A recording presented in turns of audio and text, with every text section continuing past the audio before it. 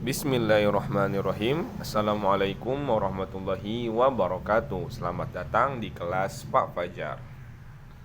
Oke, sebentar ya. Oke, pengisi suara dari video ini adalah Bapak sendiri, Pak Fajar. Materi pelajaran hari ini kita akan belajar SBDP tentang menggambar cerita kondisi rumah. Yang kedua, matematika frekuensi data. Tujuan pembelajaran kali ini melalui membaca ilustrasi, peserta didik dapat menggambar cerita tentang kondisi di sekitar rumah serta dapat membuat tabel frekuensi data dengan semangat dan teliti. Berdoa sebelum belajar.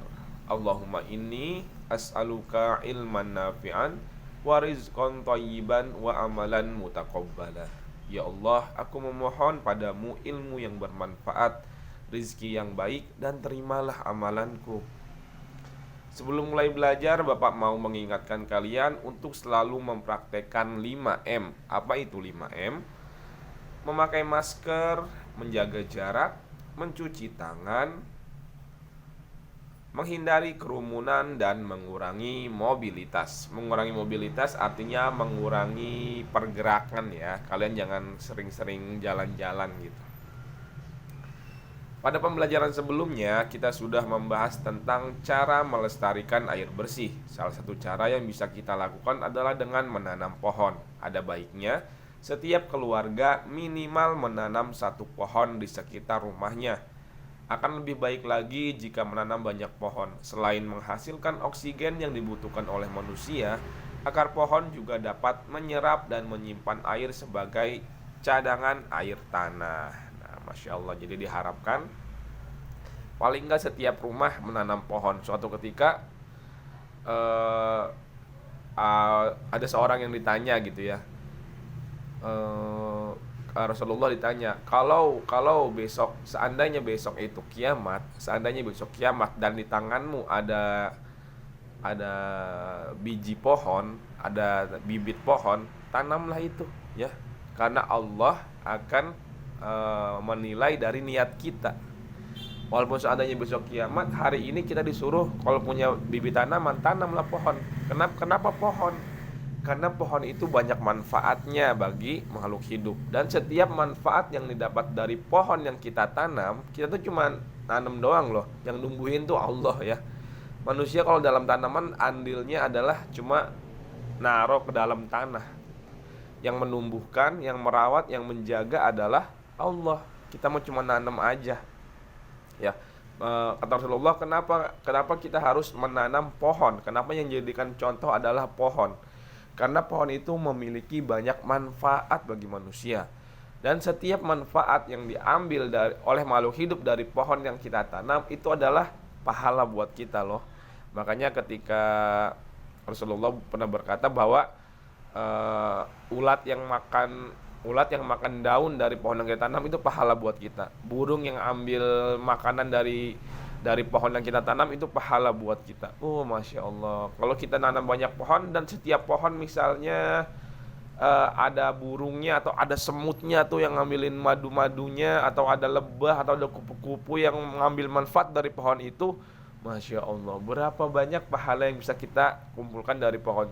Terlebih lagi bagi manusia, kalau pohon mangga atau pohon apel, pohon duren misalnya ya, manusia mengambil manfaat dari buah-buahnya. Wah, Masya Allah, banyak banget kan pahala kita kan.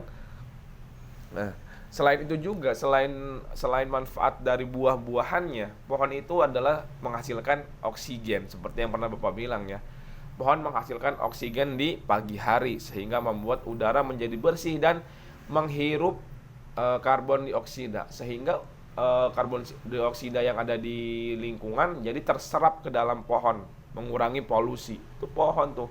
Pohon juga mengurangi banjir. Jadi ketika ada pohon, jadi pohon itu membantu menyerap air sehingga tidak terjadi banjir. Semakin banyak pohon, semakin banyak air yang diserap. Nah, pohon juga menghalangi dari erosi, namanya tuh longsor ya. Ketika ada pohon, akar-akarnya itu akan mencengkram tanah gitu, menjadikan tanah itu stabil. Tapi ketika pohonnya nggak ada, ya jadi gampang atau mudah longsor atau mudah ambles tanahnya tuh. Nah, dengan segitu banyaknya manfaat tapi tetap aja sih ya kalah sama uang ya, kalah sama harta. Ketika orang mau mencari uang, mencari harta yang berlebih-lebihan gitu kan, maka mereka nggak peduli tuh pohon mau menghasilkan oksigen kek, mau jadi tempat hidup hewan-hewan kek, mau menghalangi banjir kek, dipotong terus tuh sama sama beberapa manusia gitu ya, beberapa oknum manusia gitu. Nggak semuanya, tapi ada beberapa yang nggak peduli. Mereka potong semuanya, mereka babat tuh semuanya yang namanya pohon, ya kan? Setelah itu mereka dapat keuntungan yang banyak dan mereka nggak mau memikirkan tuh nanti kalau banjir gimana ya, nanti kualitas udara kita jadi gimana, nanti hewan-hewan yang nggak ada tempat tinggal datang ke pemukiman, seperti gajah datang ke pemukiman, terus harimau datang ke pemukiman, ular-ular datang ke pemukiman warga. Kenapa? Karena di hutan udah nggak ada pohonnya, nggak ada pohon, nggak ada hewan yang tinggal. Sedangkan hewan-hewan yang tinggal itu menjadi makanan bagi hewan yang lainnya. Ternyata dampaknya itu lebih dari sekedar yang kita pikirkan gitu ya. Ketika pohon itu udah nggak ada, ketika pohon itu ditebang secara sembarangan, berlebihan ya. Makanya Al-Quran mengatakan telah tampak kerusakan di darat dan di laut karena ulah tangan manusia, ya kan?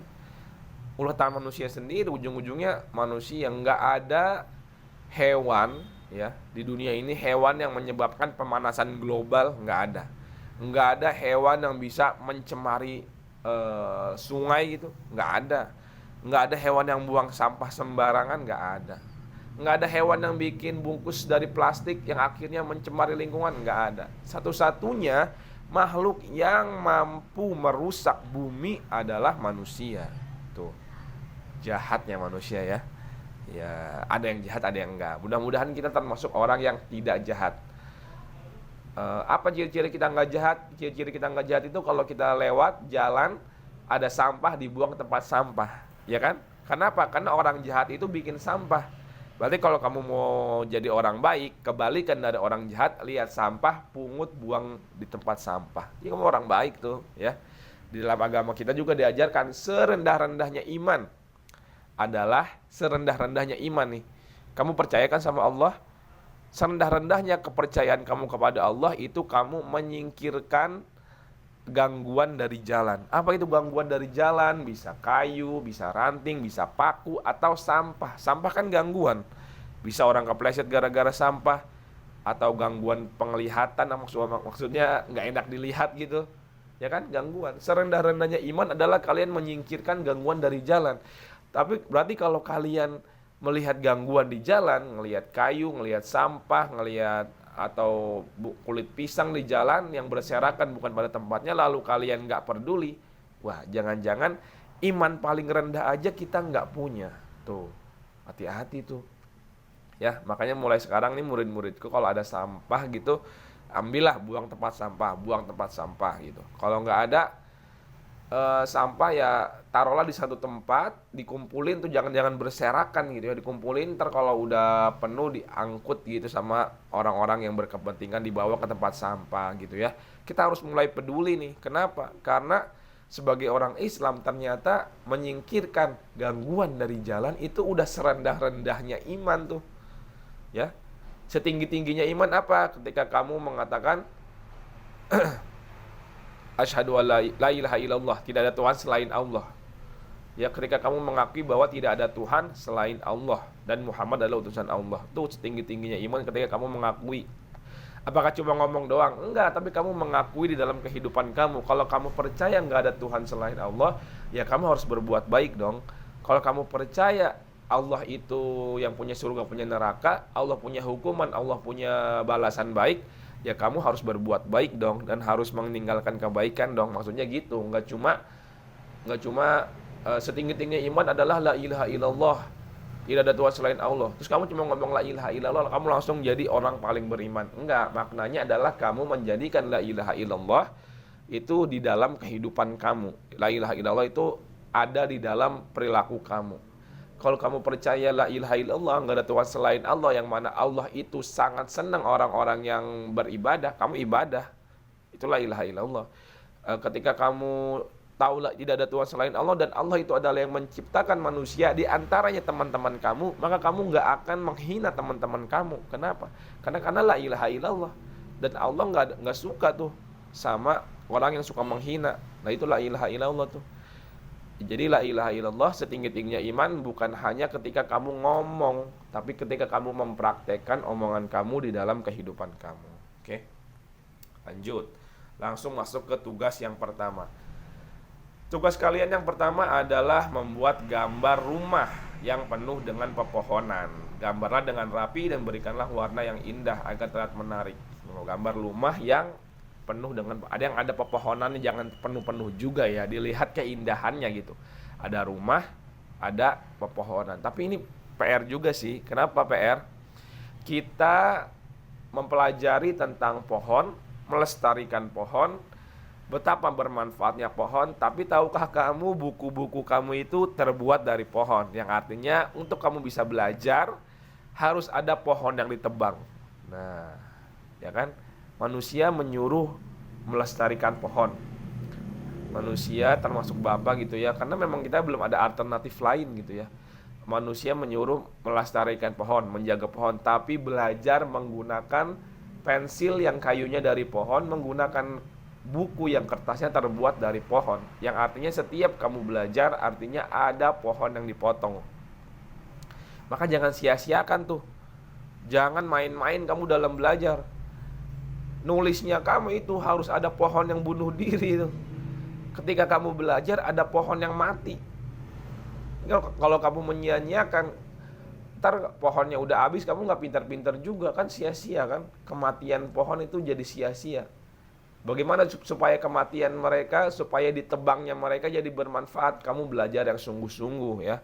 Terus nanti kalau kamu udah belajar sungguh-sungguh, udah pintar, kamu cari alternatif bagaimana caranya orang-orang bisa belajar dengan murah, mudah, tanpa harus menebang pohon. Ya kalau sekarang sementara alternatifnya hanya mungkin ada gitu ya, alternatif lain seperti kamu belajarnya pakai gadget. Tapi kan mahal ya, mahal. Nggak semua orang bisa. Makanya kamu nih sekarang masa-masa emas kamu ya untuk belajar. Kamu belajar yang rajin. Semoga Allah beri keberkahan ilmu kepada kalian.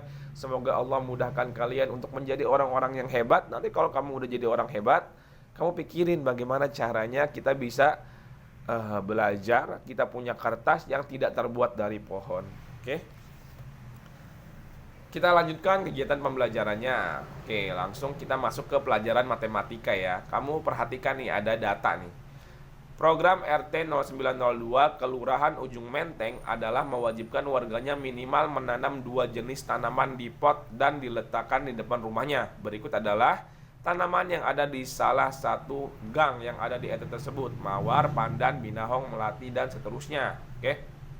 Nah ini mawar, pandan, binahong, melati sampai seterusnya ini namanya data ya. Data nih, ingat nih. Kalau kemarin itu nilai, kalau nilai kan ada yang 60, 70, 80, 60 lagi, 40, 50, nah itu data. Nah kalau ini berupa nama-nama bunga datanya ya, ingat. Dari data tersebut, buatlah tabel frekuensi datanya. Nah tabel frekuensi data berarti ada 3 kolom kan. Yang kemarin tuh masih inget kan, 3 kolom. Kolom yang pertama bunga, terus yang keduanya itu turus yang garis-garis ya. Kalau udah 4, yang kelimanya garis diagonal, inget kan. Terus tabel yang ketiganya frekuensi itu dalam bentuk angka.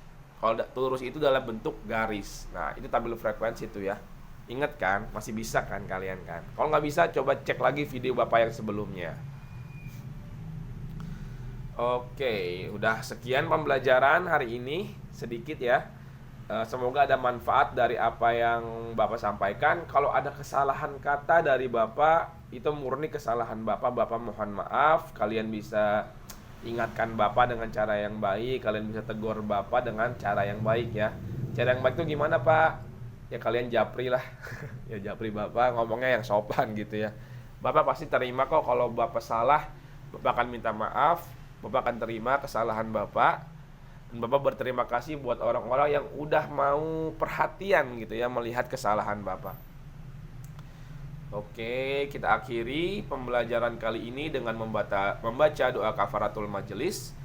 Subhanakallahumma wa bihamdik asyhadu alla ilaha illa an astaghfiruka wa atubu ilaik. Wassalamualaikum warahmatullahi wabarakatuh.